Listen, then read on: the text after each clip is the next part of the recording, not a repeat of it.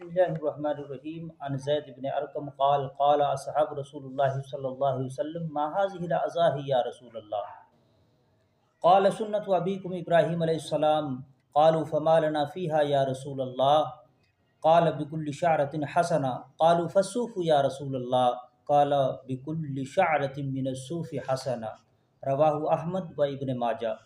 حضرت زید بن ارقم رضی اللہ تعالیٰ عنہ سے روایت ہے کہ رسول کریم صلی اللہ علیہ وسلم کے بعض اصحاب نے عرض کیا، یا رسول اللہ ان قربانیوں میں ہمارے لیے کیا حقیقت ہے، کیا تاریخ ہے ان کی، بتلا دیجئے۔